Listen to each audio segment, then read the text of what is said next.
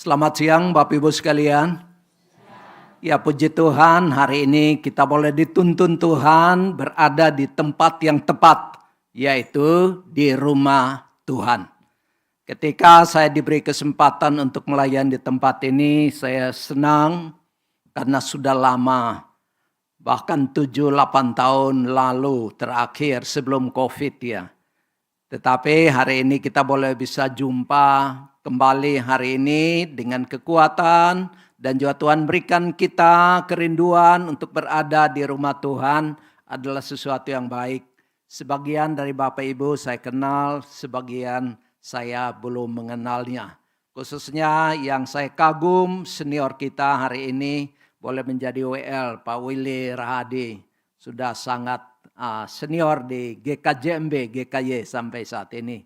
Puji Tuhan, Tuhan masih berikan ada Ibu Linda dan yang lainnya. Saya melayani saat ini di GKY BSD, menangani di bidang PI atau bidang misi di GKY BSD. Sebelumnya saya pernah di GKY Grendeng, GKY Pontianak, dan lama di GKY Pamulang, terakhir di GKY BSD. Puji Tuhan, kita boleh bersama di dalam kasih dan kebaikan Tuhan. Baik, kita akan pakai waktu beberapa saat untuk membaca dan merenungkan firman Tuhan. Namun sebelumnya kita berdoa terlebih dahulu. Kita berdoa. Bapa di surga, siang hari ini kami kembali datang kepadamu ya Tuhan. Kami bersyukur Tuhan berikan kami kekuatan, kerinduan, dan kehausan. Dan saat ini boleh berada di rumah Tuhan. Kami bersyukur untuk komunitas kami sebagai komunitas senior yang Tuhan pelihara sampai saat ini. Terima kasih untuk kekuatan, kesehatan. Terima kasih untuk iman yang terus Tuhan berikan kami kekuatan terpelihara sampai saat ini. Terima kasih untuk kebaikan dan anugerah-Mu bagi kami. Dan diberikan usia yang indah, usia yang senior, tahun-tahun hidup yang panjang yang Tuhan pelihara. Dan siang hari ini di dalam persekutuan kami akan membaca dan merenungkan firman Tuhan. Kami berdoa biarlah waktu yang singkat ini kami pakai dengan baik untuk boleh membaca, merenungkan firman-Mu, memahami firman-Mu sesuai dengan maksud Tuhan bagi kami. Pimpin kami di dalam pembacaan dan perenungan firman pada siang hari ini. Di dalam nama Tuhan kami Yesus Kristus kami berdoa. Amin. Ya, kita akan merenungkan firman Tuhan. Tema kita hari ini adalah hati yang mengampuni. Hati yang mau mengampuni. Berbicara tentang mengampuni dan diampuni. Ya, mengampuni dan diampuni. Itu adalah satu kosakata yang indah. Atau sesuatu yang menyejukkan kalau kita mendapatkan pengampunan. Dan mengampuni dan diampuni ini adalah dambaan bagi banyak orang, dambaan kita. Walaupun berbicara tentang mengampuni adalah sesuatu yang tidak mudah. Mudah diucapkan, mudah dikatakan, mudah dikhotbahkan, tetapi tidak mudah dipraktikkan. Kalau berbicara tentang mengampuni ini. Baik Bapak Ibu sekalian, kita akan membaca firman Tuhan hari ini.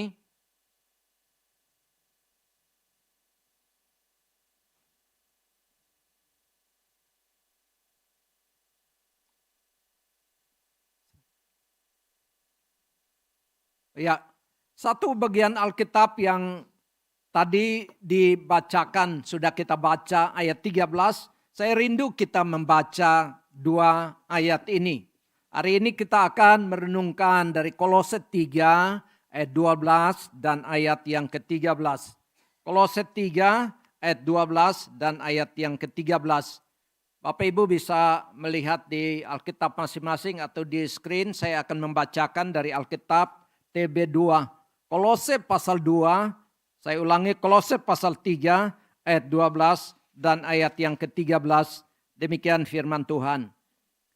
Karena itu, sebagai orang-orang pilihan Allah yang dikuduskan dan dikasihinya, kenakanlah belas kasihan, kemurahan, kerendahan hati, kelemah lembutan, dan kesabaran. Sabarlah kamu seorang terhadap yang lain, dan ampunilah seorang akan yang lain. Apabila yang seorang mempunyai keluhan terhadap yang lain, sama seperti Tuhan telah mengampuni kamu, perbuat jugalah demikian. Saya ulangi ayat ini, 2 ayat ini secara cepat. Karena itu, sebagai orang-orang pilihan Allah yang dikuduskan dan dikasihinya, kenakanlah belas kasihan, kemurahan, kerendahan hati, kelemah lembutan, dan kesabaran. Sabarlah kamu seorang terhadap yang lain, dan ampunilah seorang akan yang lain. Apabila seorang mempunyai keluhan terhadap yang lain, sama seperti Tuhan telah mengampuni kamu, perbuat jugalah demikian. Demikian 2 ayat firman Tuhan yang kita baca pada siang hari ini. Mengapa orang sulit mengampuni?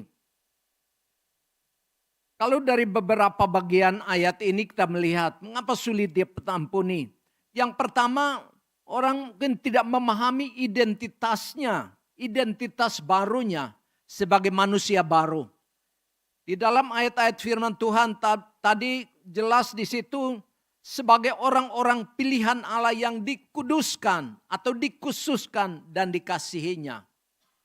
Jadi ibarat orang yang mungkin hidup dalam kehidupan yang sembrono atau kehidupan lama. Atau mau diibaratkan orang yang memiliki pakaian lama yang kotor, yang tidak bersih. Kemudian ketika mendapatkan baju yang baru, dia tidak meninggalkan itu, tetapi dia mengenakannya. Baju yang baik, yang baru, yang bersih ke atas baju yang lama. Kita harus memahami, kita adalah manusia baru. Manusia yang telah diselamatkan oleh Tuhan. Alkitab mengatakan segala perbuatan yang tercela hendaklah dibuang daripadamu. Kadang-kadang kita punya kebiasaan menyimpan hal-hal yang sebetulnya sudah merupakan sampah. Ketika saya dulu masih kuliah di Bandung, saya kuliah di STT Bandung, ada teman saya yang punya kebiasaan kalau pergi belanja kemudian pulang barang-barang bekas-bekas belanjaan, kantong plastik, bungkusan kue, bungkusan apa saja disimpan dan tidak terasa suatu ketika sampah-sampah itu menumpuk begitu banyak. Menimbulkan bau yang tidak sedap, menimbulkan banyak penyakit dan sesuatu yang tidak pantas kalau berada di satu ruangan yang bersih. Alkitab katakan ketika kita lahir baru maka hal-hal yang kotor, di dalam 1 Petrus katakan perbuatan yang lama hendaklah dibuang.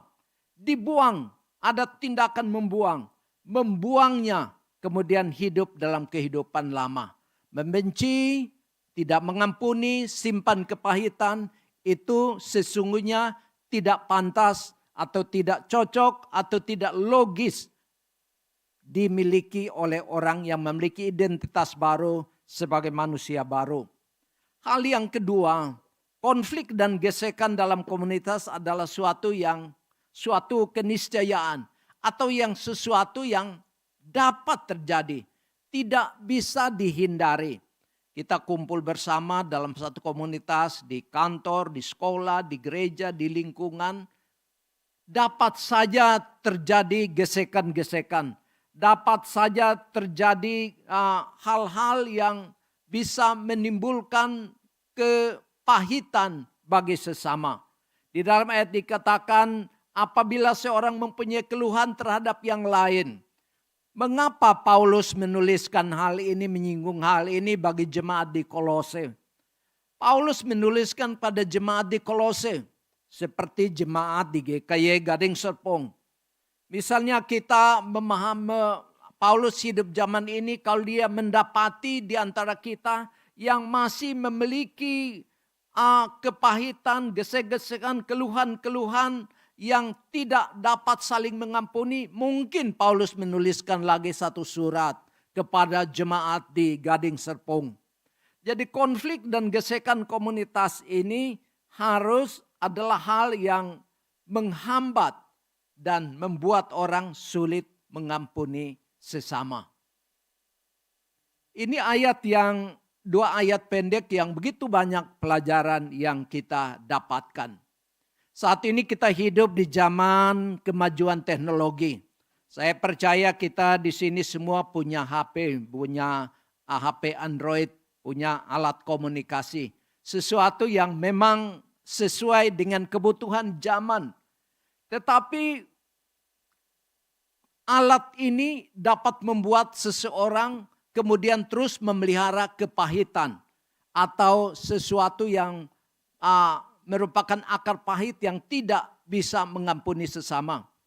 Dulu ketika di gereja saya yang lama, saya tidak menyebutkan, ada satu orang ibu yang suatu ketika dia berjumpa dengan saya dan kemudian menyampaikan mau konseling. Kemudian saya tanya penyebabnya, kemudian ini sudah agak lama. Waktu itu belum Android, orang masih pakai SMS. Kemudian bilang, Pak Lasar, saya tidak bisa tidur. Begini loh, si Anu itu kok gini-gini. Saya bilang, kenapa Bu? Kemudian dia keluarkan HP, ini loh. Ini lihat, kok bisa dia tulis SMS seperti ini buat saya. Saya bilang, kapan ditulisnya? Tahun lalu Pak. Kenapa enggak dibuang? Ya maksudnya sesuatu yang seperti itu dibuang supaya tidak mendapatkan sarang atau tempat di dalam hati kita dan menimbulkan penyakit emosional dan menyebabkan banyak hal yang lain. Bayangkan dia terus simpan, mungkin hal yang lain dia buang, tetapi kata-kata yang diucapkan, dikatain temannya itu kepada dia tetap simpan.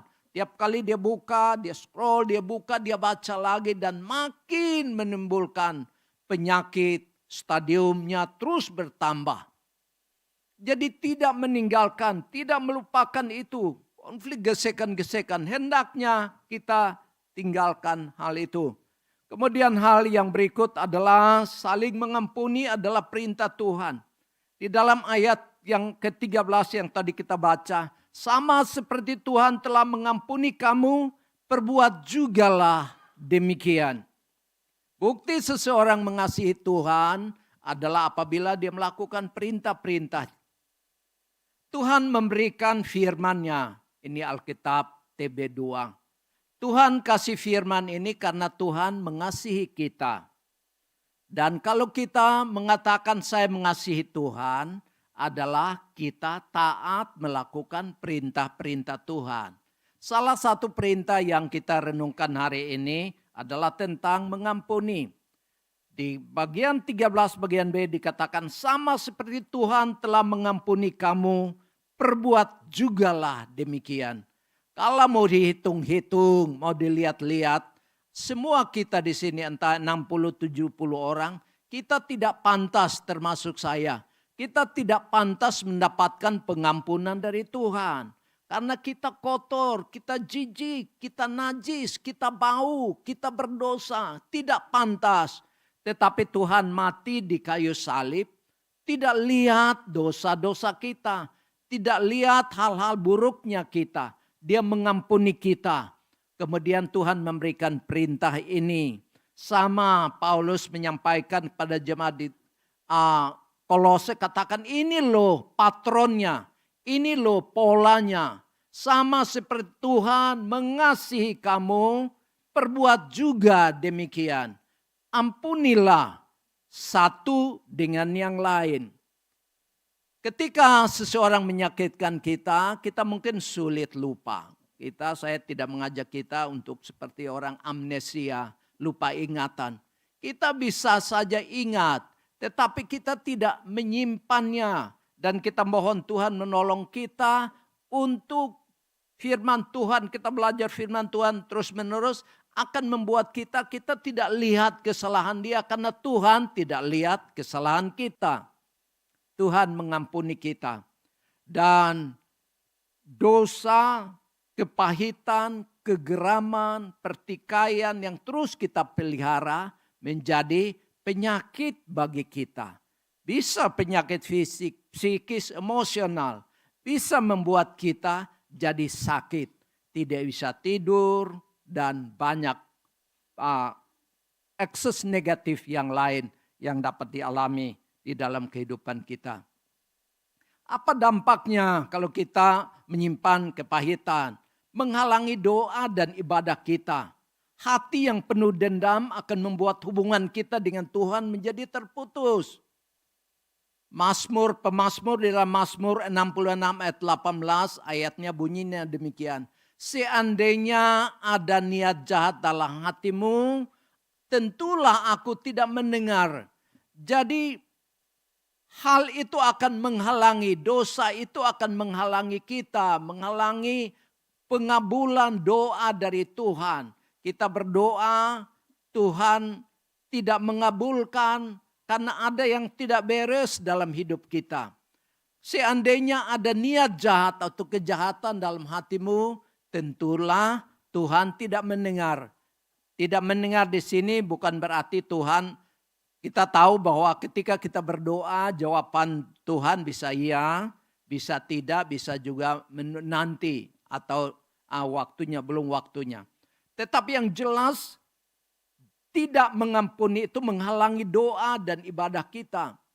Kalau kita tidak mengampuni, katakanlah si A, saya barusan kenal Ibu Surya. Ibu Surya di sini.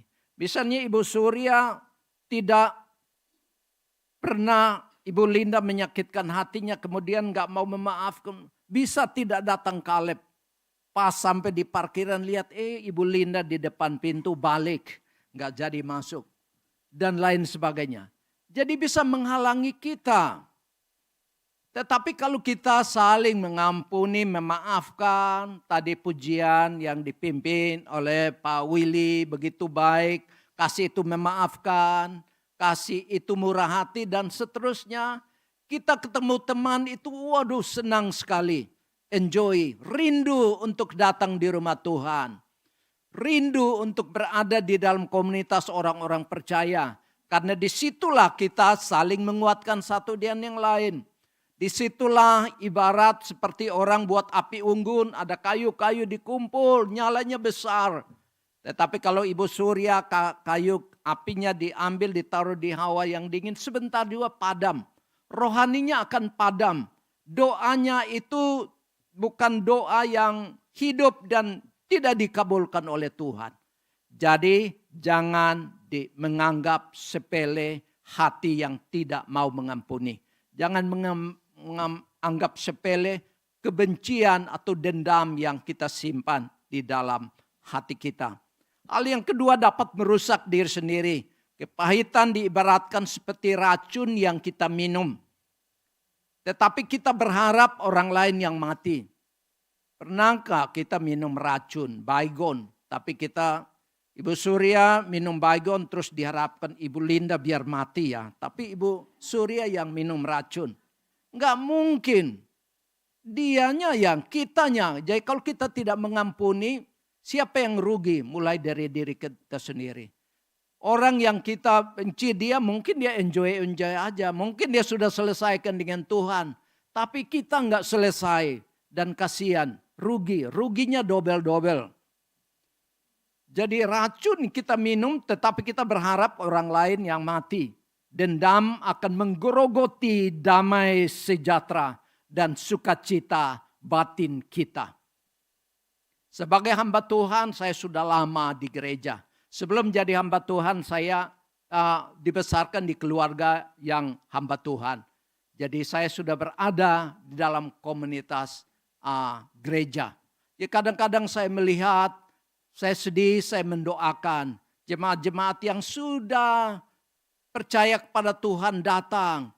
Tetapi hatinya, kebenciannya, dendamnya tidak mau mengampuni terus ada dalam hidupnya. Dan terlebih kalau kita di masa tua, lebih-lebih lagi. Lebih lagi bisa mendapatkan hal negatif dalam hidup kita. Langkah-langkah praktis untuk membangun hati kita mengampuni. Berdoa bagi orang yang menyakiti hati kita. hati kita, ruang hati kita itu orang yang paling kita benci, kita doakan Tuhan. Dia pernah menyakitkan saya. Tolong saya ya Tuhan. Berikan di hati saya satu bilik, satu tempat untuk dia ada. Berikan di dalam hati saya hati yang juga mengampuni dan mengasihi dia. Praktekkan ajaran Yesus untuk mendoakan dan memberkati mereka yang telah melukai kita. Ini adalah titik awal melunakkan hati kita yang keras. Kita datang pada Tuhan membawa hati kita. Dan biarlah Tuhan melunakkan hati kita. Biarlah di hati kita itu ada si dia yang pernah menyakitkan kita. Fokus pada anugerah Allah. Setiap kali ingatan kita akan kesalahan orang lain muncul, alihkan pandangan kita pada salib Kristus. Dan pengampunan besar yang telah Yesus berikan kepada kita secara cuma-cuma. Dan tidak membalas, membuang dendam, tidak membalas kejahatan dengan kejahatan. Karena balas kejahatan itu bukan identitas manusia baru. Bukan identitas orang Kristen. Bukan identitas orang yang telah lahir baru. Membalas kejahatan dan kejahatan itu bukan identitas kita. Hari ini saya berada di komunitas Kaleb. Orang-orang yang diberkati Tuhan. Diberikan usia yang panjang. Itu tentu ada maksud Tuhan dalam hidup kita.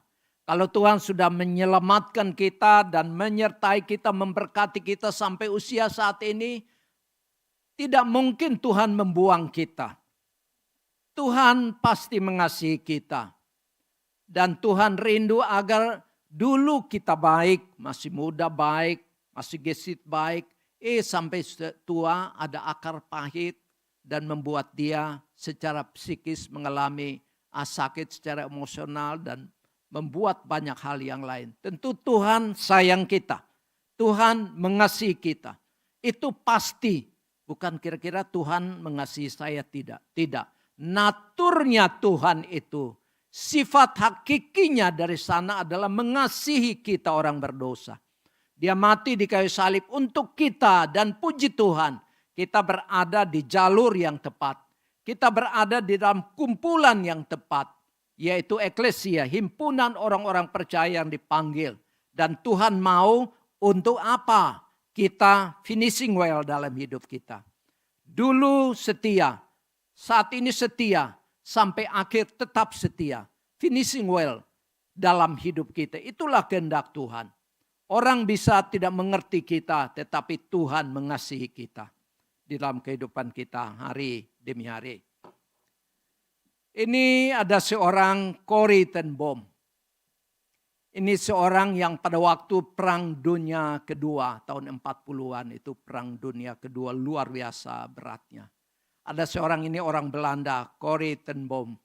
Ini yang menyelamatkan pada waktu itu Nazi, kejamnya Nazi. Membunuh banyak orang Yahudi. Dan Corrie ten Boom ini menyelamatkan banyak orang Yahudi. Kemudian dia ditangkap dan dimasukkan di penjara, di kamp konsentrasi yang begitu kejam.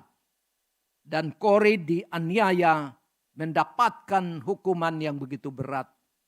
Hanya karena itu. Tetapi pada akhirnya dia menyelesaikan masa hukumannya dan kemudian dibebaskan. Dan Corrie ten Boom ini pergi ke banyak negara untuk berbicara tentang pengampunan. Dia adalah seorang anak Tuhan. Corrie ten Boom ini sudah mengenal Tuhan, mengasihi Tuhan seperti kita yang sudah kenal Tuhan, mengasihi Tuhan. Kemudian satu ungkapannya dikatakan pengampunan bukanlah tentang melupakan atau membenarkan kejahatan. Tetapi tentang membebaskan diri kita dari belenggu kebencian. Dan memilih untuk mengasihi musuh kita. Pengampunan bukanlah tentang melupakan atau membenarkan kejahatan. Orang yang melakukan kejahatan di zaman Perang Dunia Kedua, Nazi itu jahat. Tentu jahat, kita tidak membenarkan itu. Tetapi tentang membebaskan. Pengampunan itu tentang membebaskan kita. Bukan si dia. Membebaskan kita dari belenggu kebencian. Dan memilih untuk mengasihi musuh kita. Itu pilihan Corrie ten Boom. Dan Tuhan memakai dia untuk menjadi saluran berkat sampai akhir hidupnya. Apa kira-kira legasi yang kita tinggalkan bagi anak cucu kita? Warisan yang kita tinggalkan yang berdampak bagi dunia dan banyak orang adalah kita memiliki hati yang mengampuni dan mengajarkan. Kalau kita sedang duduk bersama anak, mungkin lebih banyak cucu, kita bermain dengan cucu dan lain sebagainya. Tetapi sepanjang kita bermain dengan dia, kita terus mengatain kebencian, kita ngomongin orang lain, itu si dia loh. Sampai mati pun saya nggak akan ampuni dia. Seperti itu tertanam di dalam generasi berikutnya. Itu legacy, itu warisan yang kita tanamkan. Sampai kapan urat nadi pengampunan kepahitan itu bisa kita putus? Ya dari kita. Kalau tiap kali kita ngomong bermain dengan cucu, makan bersama, tetapi terus menerus kita menanamkan sesuatu benih dalam hati mereka. Itu loh, jangan bergaul dengan dia. Si itu loh jahat. Si itu dulu jahat. Dulu pernah dia menyakitkan popo atau ama.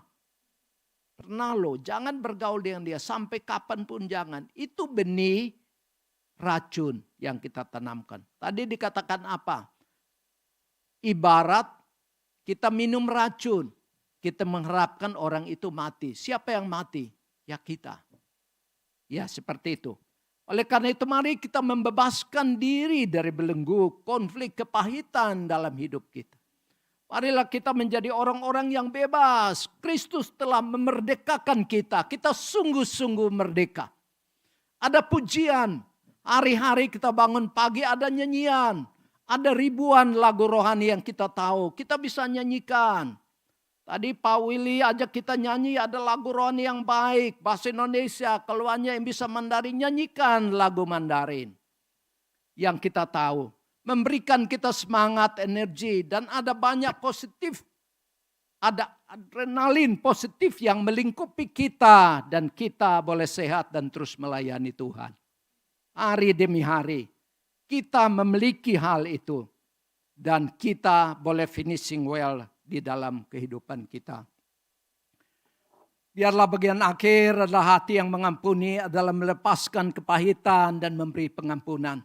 Seperti yang ditunjukkan oleh Tuhan kita Yesus Kristus. Biarlah hari ini, saya tidak terlalu panjang berbicara tentang hal ini. Tetapi biarlah kita ingat beberapa poin. Ayat-ayat Alkitab yang kita bacain menolong kita. Agar kita boleh finishing well dalam kehidupan kita.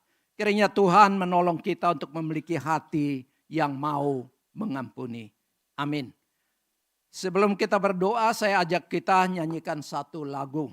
Mungkin saya belum berbicara dengan pemusik, tetapi kalau Bapak Ibu tahu lagu ini kita nyanyikan bersama. Tuhan, bila hatiku terluka oleh tingkah ajarku, dan kehendakku jadi panduku, ampunilah.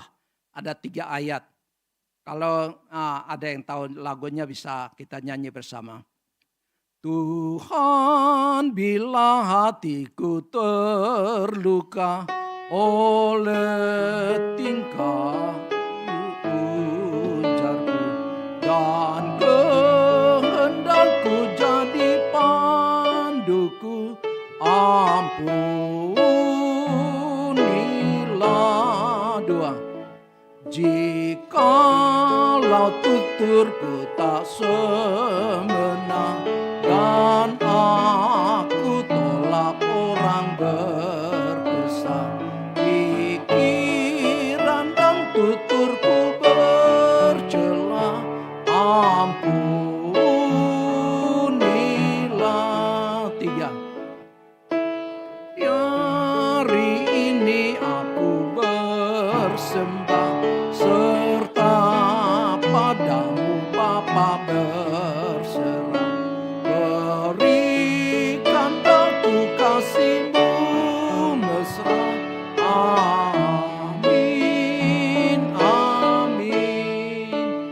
ulangi sekali lagi. Rupanya pemusik jagoan juga. Ya, bisa mulai dari ayat pertama.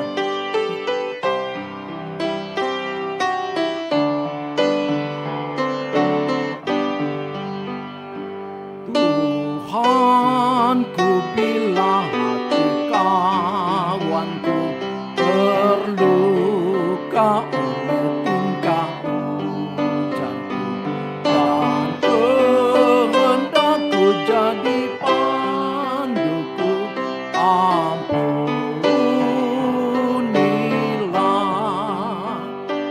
Jikalau tuturku tak semena dan aku tolak orang berdosa, pikiran dan tuturku bercela, ampunilah.